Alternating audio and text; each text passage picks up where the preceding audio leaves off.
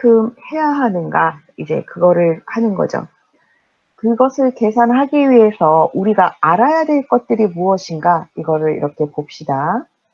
그 베이직 피직스 기초 그 내용 이걸 보면 radiation 복사, convection 대류, conduction 전도, latent heat 자멸.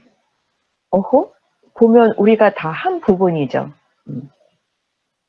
heating load calculation 난방 부하 계산. 거기서 보면은 여기에서 conduction 부분이 있고 그 다음에 그 땅 지표 및 그 안에 그 전도가 되는 부분 계산하는 거. 우리 둘 다 했었죠. 그런데 우리가 하지 않았던 infiltration이 여기 있어요. 얘가 뭔가 보면 사실상 없어야 되는데 실제 그 상황에서는 이런 창 틈새, 구조와 구조 틈새, 세월이 지나가면서 이렇게 생기는 그런 그 틈새, 그런 틈새 바람을 이야기한다. 그런 거예요. 궁금하지? 그럼 얘를 어떻게 계산할까? 그 정확한 계산법은 아니지만 그 이제 대략적으로 이것을 했어요. 그것을 갖고 전체 난방 부하 토털 히링 로드 계산하는 것을 이렇게 나왔어요. 자, 그 다음에 우리가 이제 그 temperature gradient 이거는 온도 이렇게 얘가 이렇게 전반적으로 그 이렇게 변화하는 그거를 얘기를 하죠. 자, 그리고 쿨링 로드 캘큘레이션 냉방 부하 계산 사람 전열기구 이퀴먼트 우리가 사람이 이제 각각의 그 잠잘 때도 여러분처럼 지금 앉아서 이렇게 읽고 쓰고 하는 그때도 이렇게 가볍게 걸을 때도 뛸 때도 이렇게 각각의 열이 나온다는 것을 이렇게 크게 보았고 우리가 메타볼리즘 그 이제 행동에 그 따라서 얼마만큼의 와트로 나오는가 그 테이블도 봤어요. 그리고 우리 지난 1학기 때 했던 전등. 전등이 이거는 이제 열 효율 그 부분을 이야기를 하는 거죠. 열 효율이 아니라 그 등 효율. 들어간 전력당 얼마만큼의 빛 에너지로 루멘 퍼 와트 그걸로 이제 나오는 건데 얘가 그 100%라는 것은 얘가 이제 그 아직까지 LED 등도 고효율 형광등도 아직은 안 되는 거죠.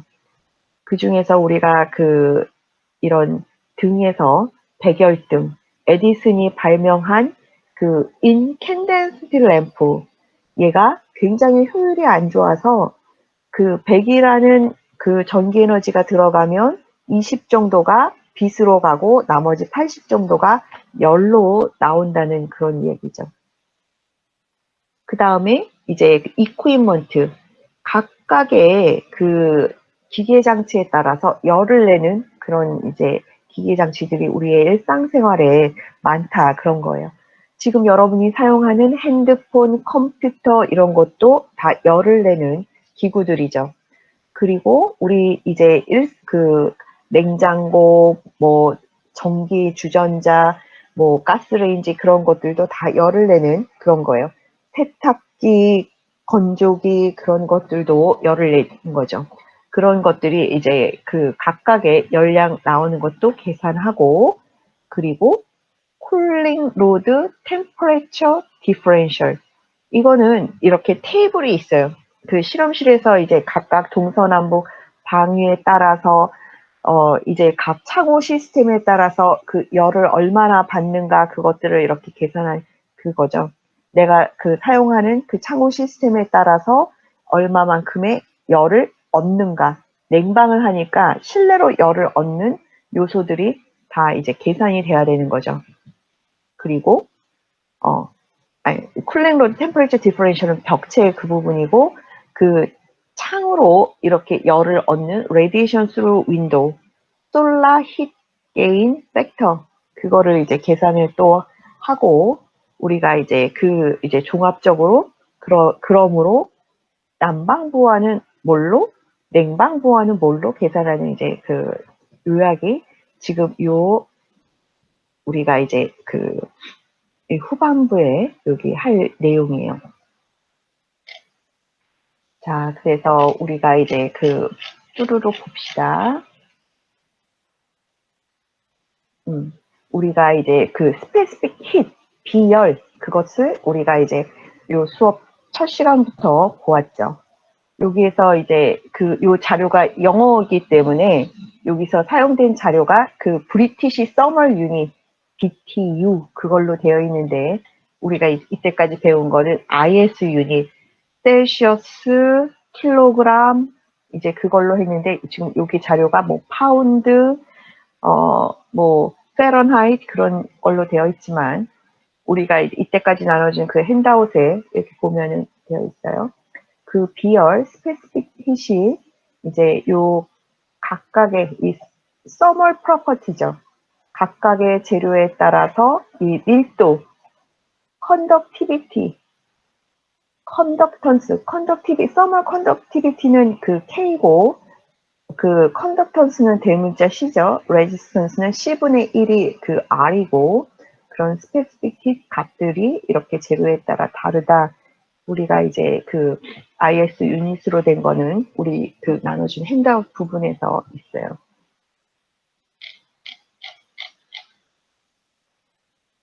자, 그린하우스 이펙트.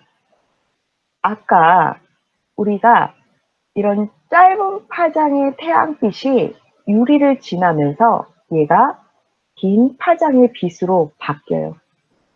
그래서 그 다음에 얘가 긴 파장의 빛은 다시 유리를 투과해서 얘가 투과가 안 되는 거죠. 그래서 이제 결론적으로 요 유리로 된 요 공간 안에서 얘가 이렇게 흡수되고 반사되면서 요 공간을 덮이는 그런 역할을 해요. 그 성질을 사용해서 트롬이라는 우리가 지난 학기에 배웠던 트롬월은 데워진 공기가 실내로 들어가고 실내 차가운 공기가 다시 이 공간으로 와서 자연 난방을 하는 기법을 했었죠. 자, 이렇게 데워진 열을 우리가 이제 활용을 하기 위해서 이 데워진 공기가 실내로 들어가도록 하는 것이 이제 내용도 있고 여기에서 그거를 더 흡수하기 위해서 이런 검은 드럼통 같은 것을 이렇게 속에 물이나 그렇게 돌로 된 그런 것을 둬서 우리가 이제 서멀 스토리지로 이렇게 활용하는 그런 측면도 있죠.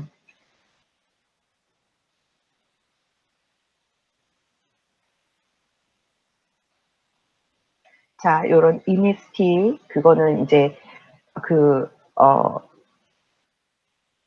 여기 자기가 어느 정도 열을 이렇게 흡수하고 그 다음에 이제 이렇게 방출을 하는 그런 부분들이죠. 그래서 이런 검은 표면 얘가 더 열을 더 잘 흡수한다 그런 이야기를 하고 있고, 자 그린하우스 이펙트를 우리 친구가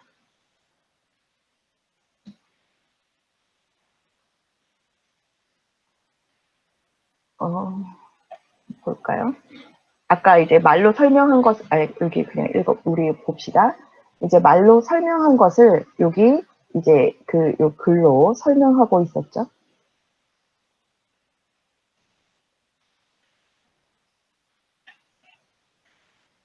자, 우리가 mean radiant temperature 그것도 계산하는 걸 했었죠. 실내 온도의 0.45를 곱하고 각각의 전체 표면적을 분모로 하고 각각의 다른 온도와 그에 해당되는 면적을 분자로 다 더한 거를 분자로 하여 우리가 mean radiant temperature를 구할 수가 있어요.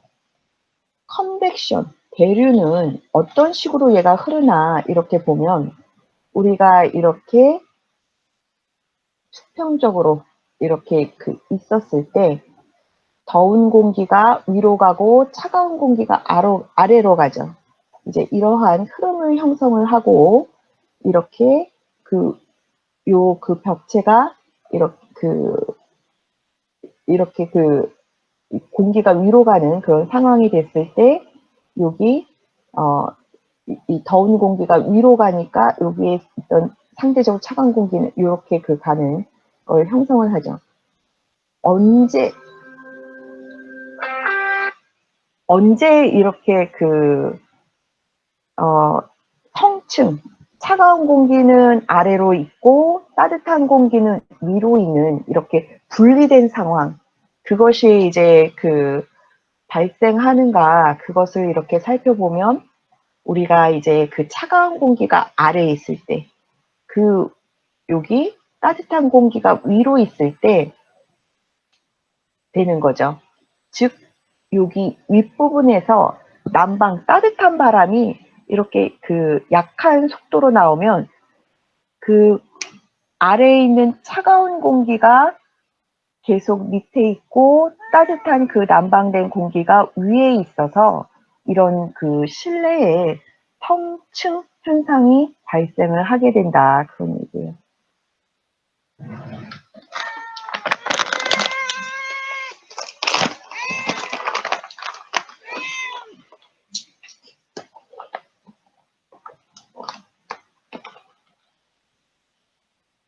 자, 그래서 이러한 부분을 우리가 이런 공기층이 어떻게 이렇게 형성되는가, 그 방향에 따라서 여기 이제 이러한 데이터를 우리가 활용해 볼 수 있다, 그런 얘기고, 여기에서 공기층이 좋은 단열층이 될 수가 있는데 전도값이 이제 낮아서, 그런데 조건이 공기가 얘가 대류 현상으로 열을 이동시키는 것이 없어야 되는, 즉 스틸 에어 컨디션이 되어야 공기층이 좋은 단열재로서 이 작동을 하게 되는 거죠.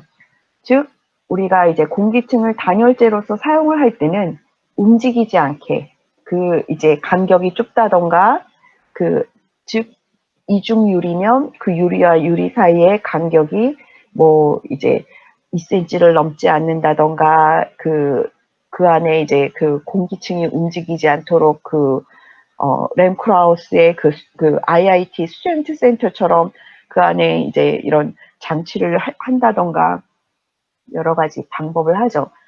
몇 년 전에 우리가 창의 단열재로 물건을 싸는 뽁뽁이가 굉장히 유행한 적이 있어요. 요즘은 뽁뽁이보다 조금 더 이제 진일보해서 그렇게 창에 단열재로서 이렇게 붙이는 필름지 같은 것도 이제 많이 나오는데, 상대적으로 뽁뽁이가 효과도 좋고 이제 단열 효과도 좋고 가격도 싸서 많은 인기를 끌었던 그런 부분들이 있죠. 자, 여기에서 그러한 대류로 이제 보고, 여기에서 스택 이펙트, 굴뚝 효과라고 하는 부분이 우리가 자연 냉방에서 이제 훌륭한 이제 역할을 할 수가 있어요. 더운 공기들이 한쪽으로 이렇게 가도록 그것을 방향을 만들어주고, 그 다음에 이제 더운 공기들은 굴뚝의 압력 차이, 그것을 사용해서 우리가 바깥으로 빠져나가고 시원한 공기는 실내에 들어오고, 그렇게 해주는 것이 굴뚝 효과, 우리가 스택 이펙트 이렇게 하죠. 그래서 이런 건물에서 그런 굴뚝 같은 기능을 하도록 엘리베이터 셰프트를 하거나 아니면 그런 다른 공간을 이제 디자인하거나, 우리 같이 보았던 토마스 헤르조의 하노버 그 헤르쿼러 사무소 같은 경우에서 그 이제 실내에서 사용됐던 굴뚝 그 효과를 그 얻기 위해 갖고 우리가 이제 그 엘리베이터실 옆에 천장 부분에서 이렇게 따로 그것을 만들어준 부분을 이제 보았던 그게 있어요. 자, 컨덕션, 전도로 열이 이렇게 전달되는 것은 우리 그 포리의 법칙, 그 히플럭스는 그 서멀 컨덕티비티 곱하기 온도 차이 나누기 거리의 차이 그거였죠. 자, 그것을 이제 이제 이 전도로 열이 전달되는 것을 이렇게 계산을 하는 건데 거기에서 우리가 이제 이 서멀 컨덕티비티는 K분의 그 거리 그거를 분자로 거리의 차이 그거를 분자로 둘게 그거를 해서 그 레지스턴스 요 값으로 표현이 될 수도 있죠. 우리가 overall heat transfer coefficient U는 전체 R 값분의 1과 같다 그런 거죠. U가 크다는 거는 U나 R은 이것이 우리가 그 단열재 성능을 나타내는데 U 값이 크다는 것은 열이 이렇게 전도 대류 복사로 잘 그 이동이 크다는 걸 이야기해서 단열 성능이 U 값이 크면 적다는 걸 얘기를 하고 R 값이 크면 단열 성능이 좋다는 것을 이야기를 하는 거죠. 자, 이 문제는 여기 해답도 있으니까 풀어보고 아까 우리 수업 첫 시간에 했던 그 멀티 레이어 벽체 그거와 이제 그 흡사해요. 내부는 이렇게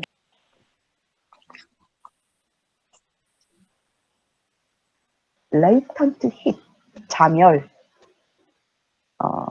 자멸은 우리가 온도 변화 없이 상태 변화로 얘가 하는 거죠.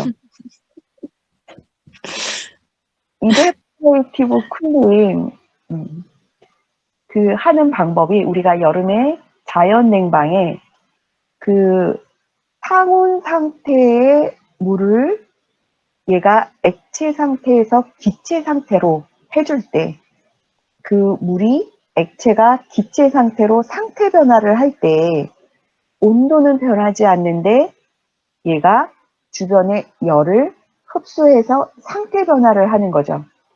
주변의 열을 흡수하기 때문에 그 온도를 낮춰줄 수 있는 그 방법, 그것이 우리가 에어컨이 없었을 때 그런 자연 냉방 기법으로 우리나라를 비롯한 세계 여러 나라에 그 자연 냉방 기법으로 사용되고 있었어요. 가장 극명한 효과를 보이는 것은 그 덥고 건조한 사막 기후에는 정말 15도, 20도 그 정도의 그 온도 차도 이 자연 냉방 기법 이베포레이티브 쿨링 잠열을 사용한 물이 액체에서 기체로 되는 그 상태 변화를 하는 부분을 사용을 해서 변화를 시킬 수가 있죠. 우리나라는 여름에 상대적으로 습도가 높은 편이에요. 그런데 이제 그렇게 온도가 높고 습도가 높지 않은 날에는 굉장히 주변에 물을 뿌림으로써 얘가 액체물이 기체로 가면서 효과를 볼 수가 있겠죠. 물론 날씨가 덥고 비가 주룩주룩 내리는 날에는 그 효과가 아주 감소하겠죠.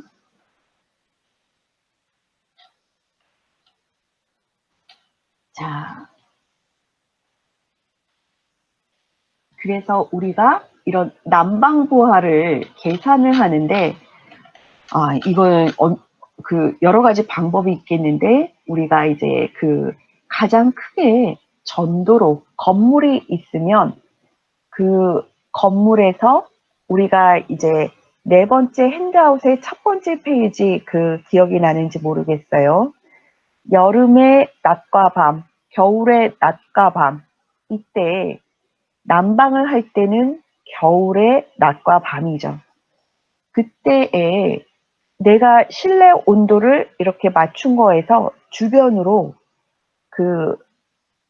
그러니까 벽을 통해서 외부로, 지붕을 통해서 그 외부로, 땅을 통해서 이제 그 땅으로 계속 열을 다 빼앗기는 상황이에요. 즉, 전도 컨덕션으로 그렇게 빼앗기는 열만큼 내가 난방을 해야 되겠죠.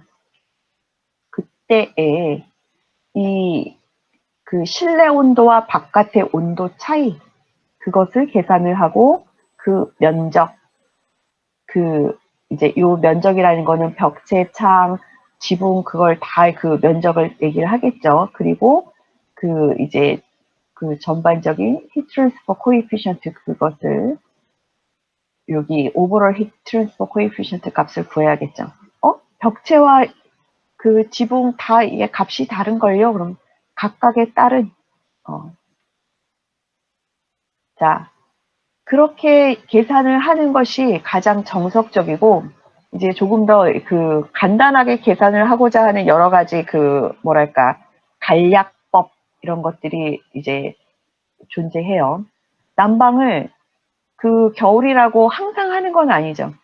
그래서 어느 며칠만 이렇게 난방을 하는가, 디그리 데이 또는 디자인 데이라고 또 있어요.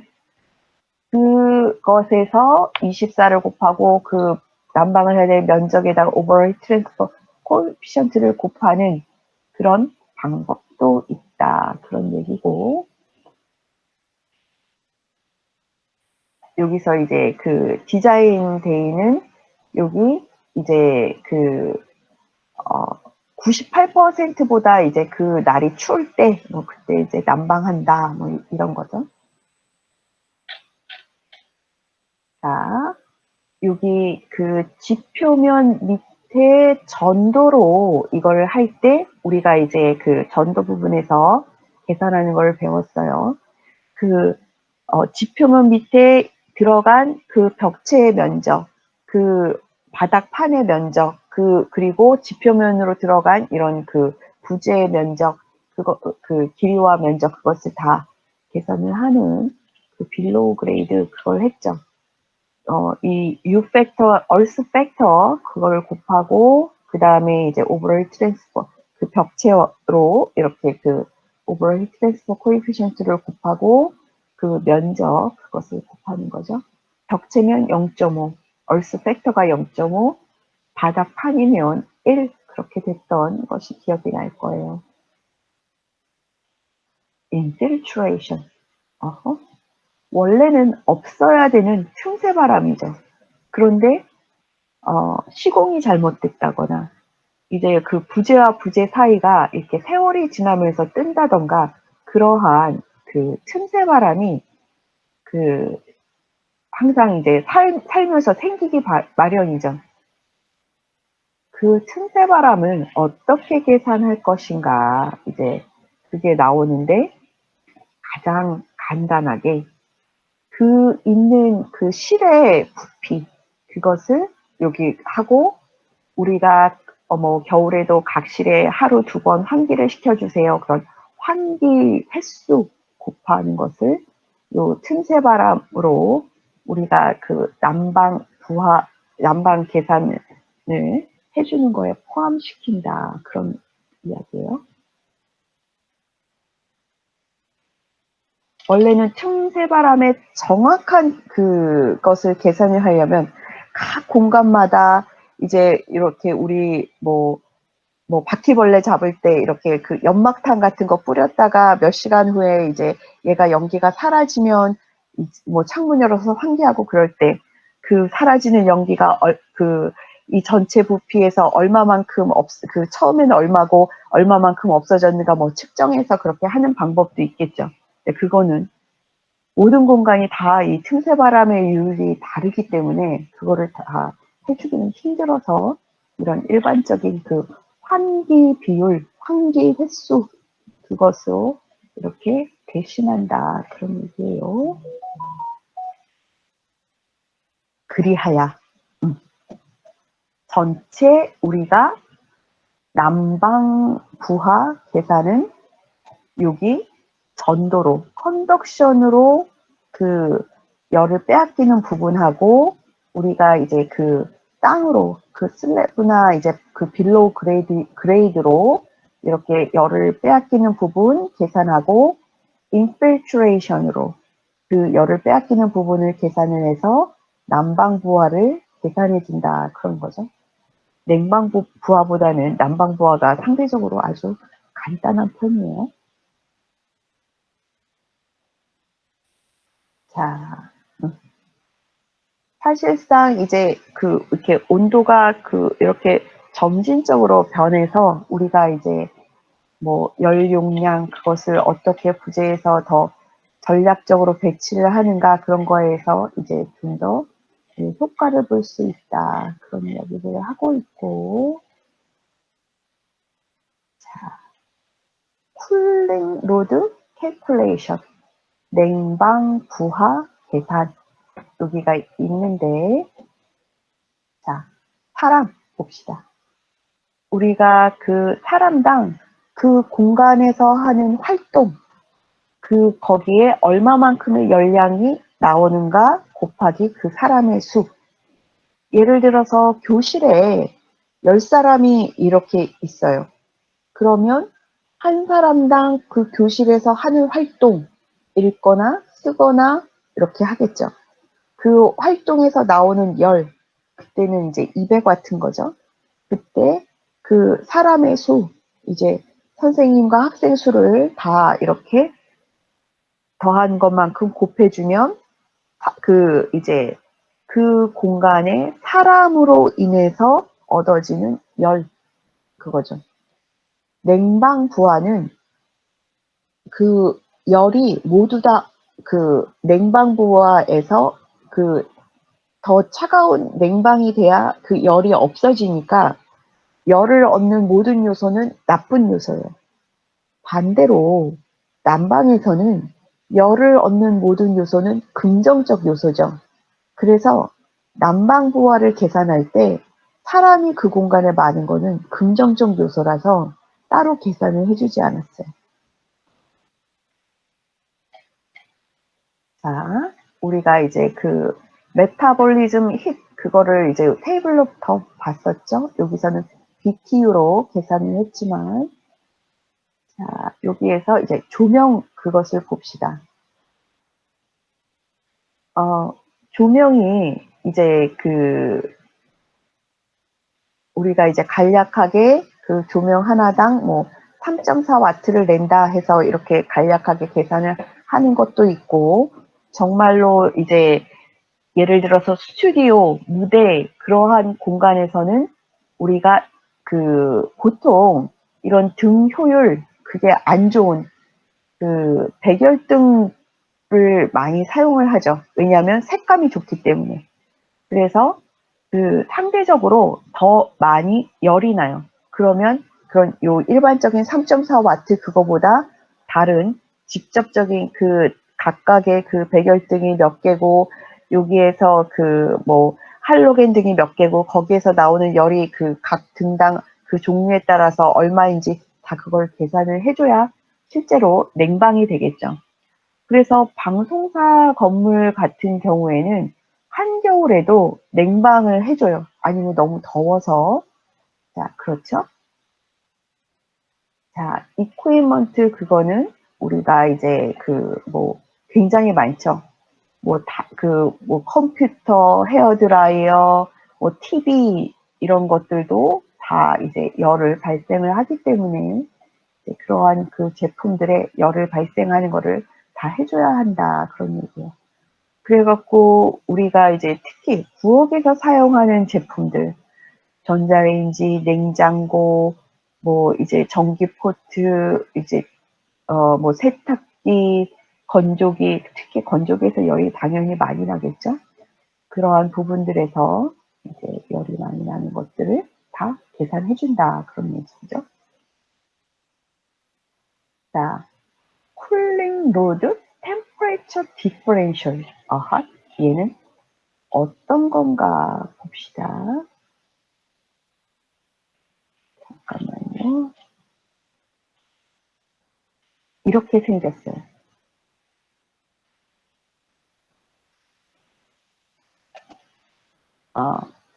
얘가 이제 데이터가 워낙 어떠한 그 벽체 타입이냐에 따라서 이제 많아서 이제 정보들이 이렇게 A, B, C, D, E, F, G 뭐 이렇게 그룹들로 나눴죠. 어떤 거냐면 여기 요 C그룹을 하나 봅시다. 4인치의 페이스 브릭을 이렇게 사용을 하고 그 사이에 공기층을 넣고 또 4인치 페이스 브릭이 있는 벽체예요. 거기에서 무게도 있고 육각 그것도 있고 이제 그러한 쿨링 로드 템퍼레처 디퍼런셜 그 값들을 이렇게 계산을 해놨죠.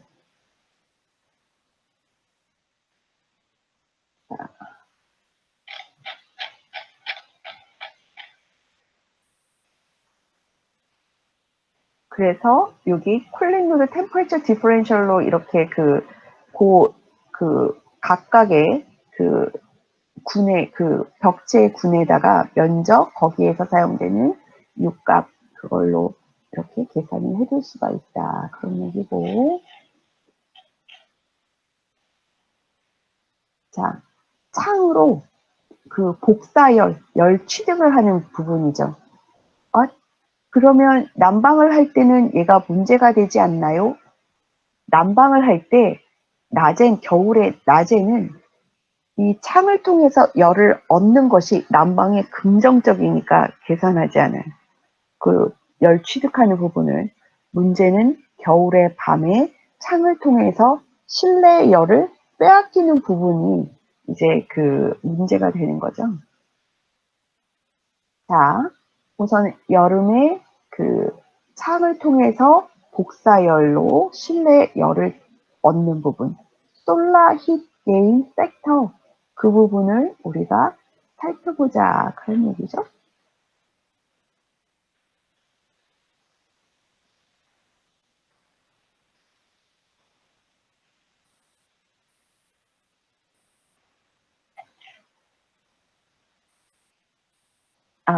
아까 쿨링 로드 템퍼레처 디퍼런셜 이걸 조금 더 설명을 해줘야겠네요. 아까 우리 그룹 C를 보았죠. 그러면 얘가 동서남북 그 방향에 따라서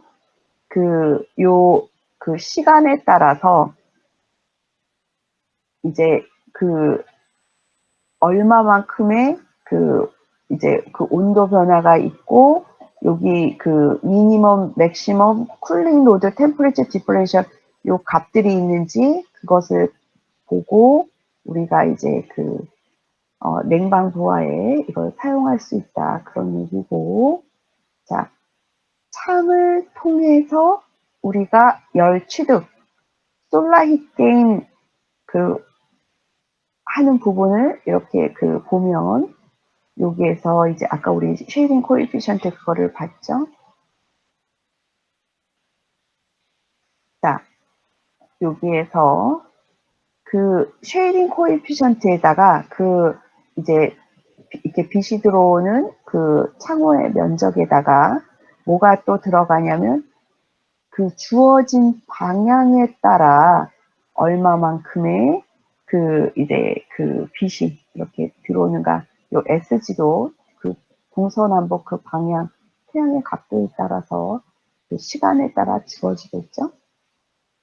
이러한 쉐이딩 코에피션트가 각각의 글라스 타입에 따라서 이렇게 실험실에서 측정하여 준다 그런 거고.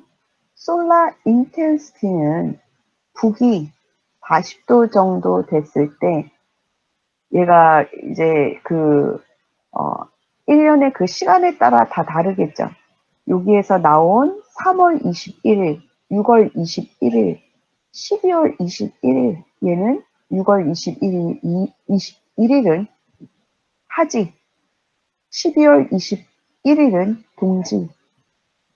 여기에서 왜 9월은 9월은 없죠? 그럼 9월 21일이 추분인데 춘분과 추분이 이제 얼추 이제 비슷해요. 여기에서 시간하고 우리가 이제 동서남북 방위에 따라서 그 솔라 인텐시티가 어떻게 달라지는가, 시간에 따른 그런 냉방을 그렇게 다르게 냉방 부하를 다르게 계산할 수 있는 그 부분인 거죠. 그래서 심리적으로 안심이 되지. 왜? 테이블에 자료를 어떤 부분을 가져오는가 그것을 알고 냉방부하의 요소, 난방부하의 요소 이제 그것들을 이제 그 각각 구분해서 알 수 있으면 그냥 차분차분히 계산하면 냉방부하, 난방부하 계산하는 게 되는 거죠. 자, 이거를 루나가 한번 읽어볼까요? 난방부하.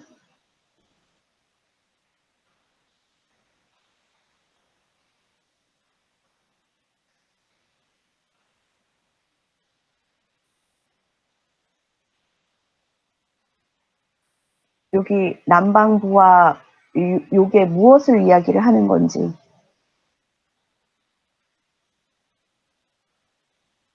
이시하라 루나?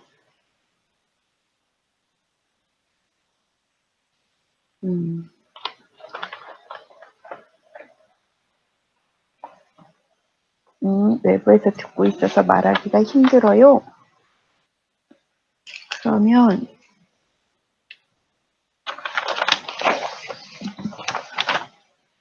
김남희?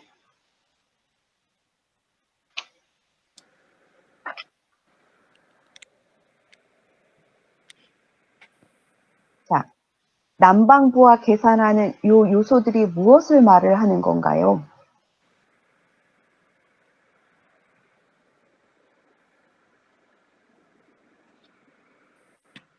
김남희?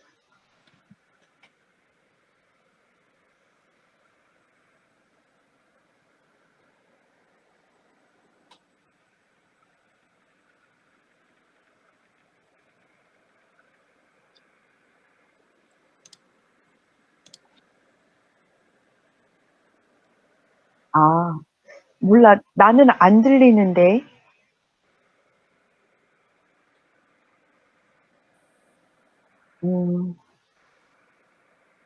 예. 다른 사람은 들리나? 김성연?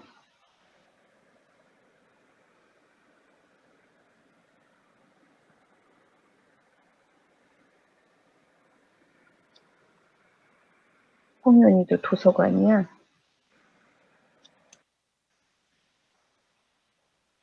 김은혜?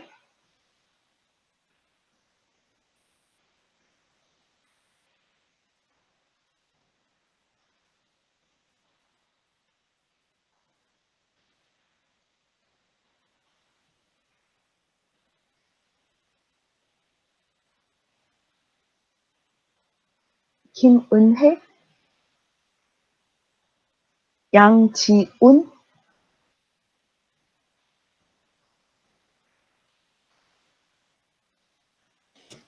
네, 예, 양지운? 네. 예. 여기 난방부와 계산하는 얘가 뭘 얘기하는 건가 한번 우리에게 설명해 주세요.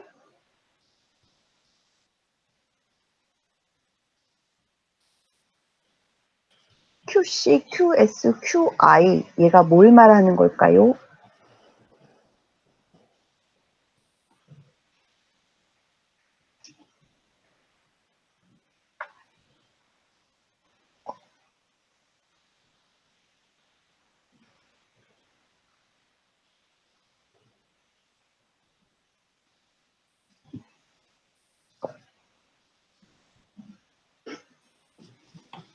QC는 무엇을 말하는 거예요?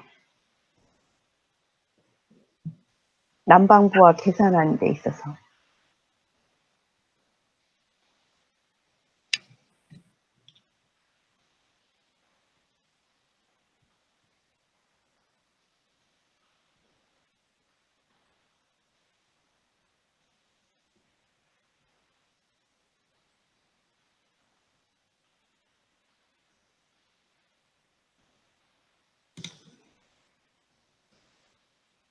들리세요? 지금 잘 들려요?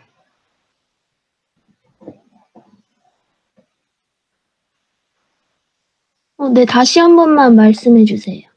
난방 부하 요 계산하는 그 QC, QS, QI라고 쓴 게 각각 뭘 얘기를 하는 건가요? 잘 모르겠는데. 아니, 목 아프게 열심히 설명을 했더니 죄송합니다. 여기 C는 뭘 얘기하는 걸까요?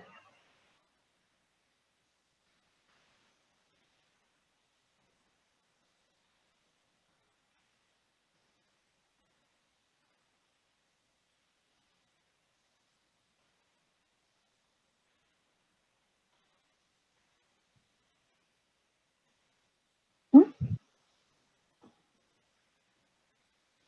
교수님 모르겠어요. 아, 이런. 전도로, 컨덕션. 그걸로 우리가 벽체, 지붕, 이렇게 열이 이렇게 이동하는 거를 얘기를 하죠.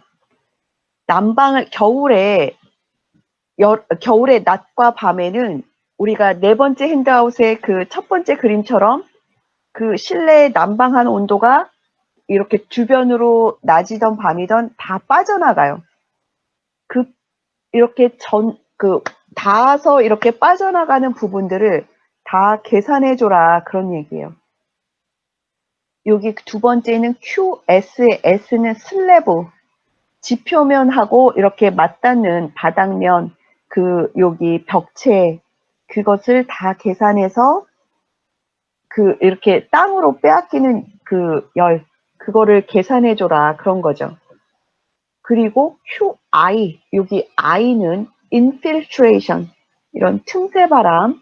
그런데 그 틈새 바람을 다 이렇게 모든 구조체가 다 상황이 다르니까 우리가 그 공간의 부피에다가 그 공간의 환기 횟수, 그거를 이제 대략치로 제한을 하고 있는 거죠.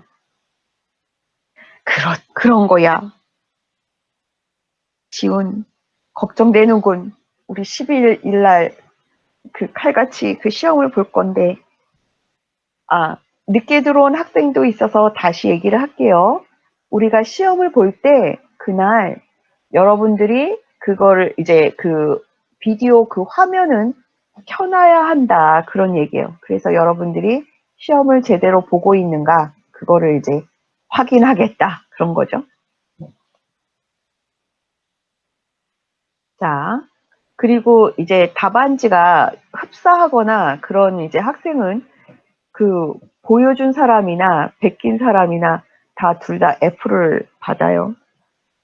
자, 쿨링 로드, 냉방 부하, 이거는 무엇을 얘기하는가? 윤연식 봅시다.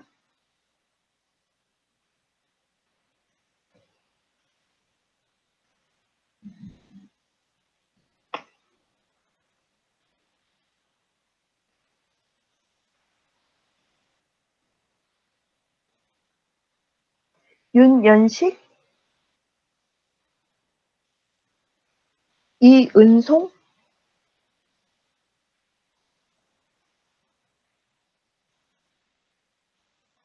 예, 수업 시간에 마이크 연결하라고 했는데 외부여도 그냥 핸드폰 마이크로 소곤소곤 하면 될 것을. 이은송? 네, 응. 그 QP는 people를 말하는 거고, QM은 equipment 말을 하는 거고, QI는 lighting이고, 여기 이게 QCLT는 오타야. I가 아니라 L이어야 되는데 이 책의 오타야. 네네, L이면 lighting이고, QCLTD는 cooling load temperature differentiation이고, QR은 radiation through windows 말을 하는 거라고 생각합니다. 맞아. 그래. 봐봐. 은송이 얼마나 학력이 하나 더 높아지더니 딱 상황 판단하고 앞에 있는 딱 타이틀만 읽어도 그러한 부분에서 이제 가장 크게 난방부하나 냉방부하의 그 이제 실내, 실외 온도 차이 그 부분이 이제 계산하는 거에 크게 관여가 되는 거죠. 그리고 특히 우리가 이제 냉방 그 부분을 할 때 열을 내는 모든 요소 이제 그것을 계산을 하는데 우리가 네 번째 핸드아웃의 첫 번째 페이지를 보면 여름에는 낮과 밤에 내가 냉방을 한 그 실내 온도가 다르게 그 빠져나가는 패턴이 다르게 작동을 해요. 밤에는 겨울처럼 실내의 그 온도가 이렇게 바깥으로 나가죠. 그런데 여름의 낮에는 그 바깥이 실내보다 더 덥기 때문에 바깥의 열이 실내로 들어오는 작동을 해요. 그 냉방부하는 그 부분을 이렇게 실내로 들어오는 열만큼 더 냉방을 해야 되는 그 부분이 있죠. 그 부분이 창을 통해서 열이 이제 우리가 복사열 그 부분이 들어오는 거 벽체로 빛을 많이 받으면 얘가 뜨거워서 그 뜨거워진 열이 실내로 들어오는 거 그것들도 cooling temperature differential radiation through window 그 부분을 다 계산을 해줘야 되는데 어떻게? 테이블에서 맞는 것을 찾아서 내 디자인의 동서남북과 그 벽체 타입과 창호 타입에 맞는 걸 찾아서 이렇게 계산해줘라 그런 얘기예요. 그래서 우리가 이제 냉방부하와 난방부하를 이렇게 계산하는 것까지 이제 다 봤어요. 수업은 오늘이 마지막이고 이제 여러분 그 12월 12일 2시에 카톡을 통해서 이제 그 문제를 전달을 하고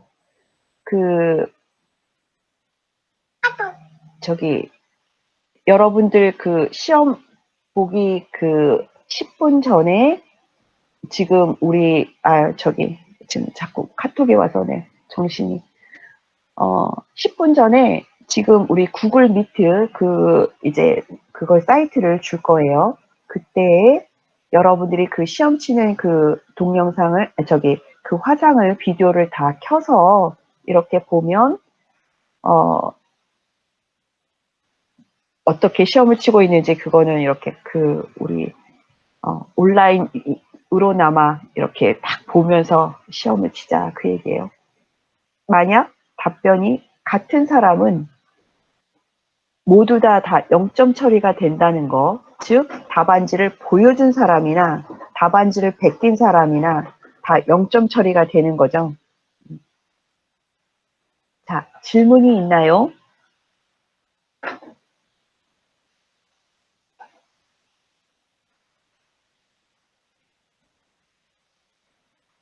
그래요. 시험은 주관식으로 낼 거고 이제 물어보는 거는 거기에서 그 기본 개념을 바탕으로 각 상황에 바른 판단을 하고 있는지 그에 따른 그 개선 제안은 어떻게 하고 있는지 이제 그걸 볼 거예요. 오픈북이죠. 오픈북이면 시험 문제가 좀 어려워질 수밖에 없어요.